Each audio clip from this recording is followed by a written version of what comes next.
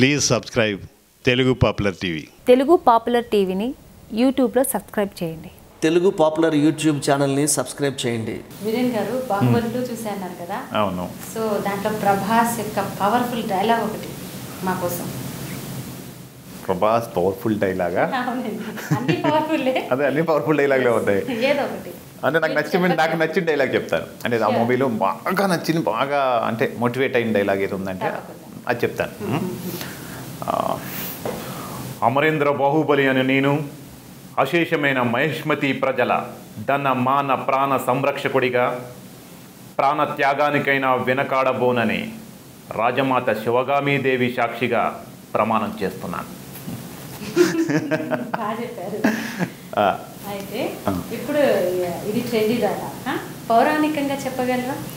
పౌరాణికం అంటే ఓకే చెప్తాను. కొంచెం లాస్ట్లో చిన్న బిట్ చెప్తాను. సో జూనియర్ ఎన్టీఆర్ది యమదొంగలో లాస్ట్లో ఉంటుంది. జూనియర్ ఎన్టీఆర్ చెప్తాడు. సో అది ఎలా చెప్తాను.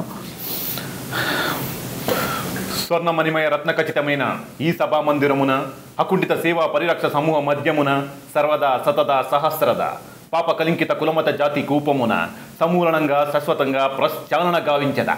Any doubts? అది అది అది చిన్న బిట్ చెప్పాను.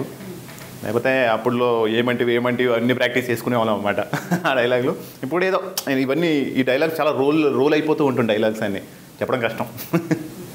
సో మీకు కవితలు కూడా ఇష్టం అంటే తెలిసింది. కవితలా? అవునండి. కవితలు శ్రీనివాసరావు గారు శ్రీశ్రీవి అప్పుడు చదివేవాడిని. శ్రీశ్రీ డైలాగులు స్టార్టింగ్లో ఆ బుక్ చదివేవాడిని అనమాట. అంటే కొంచెం ఇంట్రెస్టింగ్గా ఉండేది, బరువైన పదాలు ఉండేవి. కొంచెం అంటే ఎక్కువ ఇంట్రెస్టింగ్గా అనిపించేవి అన్నమాట పదాలు. నాకు తెలుగు మీద అది బాగా గ్రిప్ ఉంది కాబట్టి అది చదవగలిగాను. సో దాంట్లో మీరు చెప్పమంటున్నారా?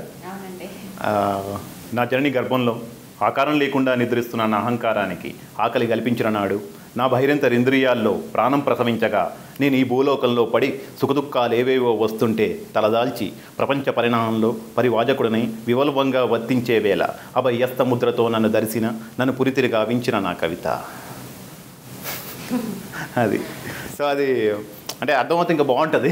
చాలామంది అంటే అది చదివిన వాళ్ళు, అది చదివే శ్రీశ్రీ బుక్ చదివిన వాళ్ళు బాగా బాగుంటాయి. అంటే ఆయన అలాగే ఉంటాయి. ఎప్పుడు ఎలా ఉంటుందంటే అతను అది ప్రాణ స్నేహితుడు అంటే శ్రీశ్రీ గారు ప్రాణ స్నేహితుడు ఎవరో చనిపోయినప్పుడు ఒక కవిత రాశారు ఆయన. తల వంచుకు వెళ్ళిపోయావా నేస్తం సెలవంటూ ఈ లోకాన్ని వదిలి తలపోసిన వేపి కొనసాగకపోగా పరివేదన బరువు కాగా అటు చూస్తే ఇటు చూస్తే ఎవ్వరూ చిరునవ్వు చేయుతనివ్వక అటుపోతే ఇటుపోతే అంతా అలక్షణతో అనాధారణతో ఒక్కడిని చేసి వేధించారని బాధించారని వెక్కి ఏడుస్తూ వెళ్ళిపోయావనేస్తాం సెలవంటూ ఈ లోకాన్ని వదిలి.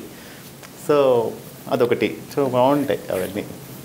నిప్పులు చిమ్ముకుంటూ నింగికి నేను ఎగిరిపోతే నీ బుటాచర్యంతో నువ్వు నెత్తురు కక్కుంటూ నేలకు నీ రాలిపోతే నీ దాక్షణ్యంగా నువ్వే అలా. సో అది సో ఇంట్రెస్టింగ్గా ఉండేవి అంతే అప్పుడు చదివాను. Hello everyone, this is Avinash and I would request everybody to please subscribe to Telugu Popular TV.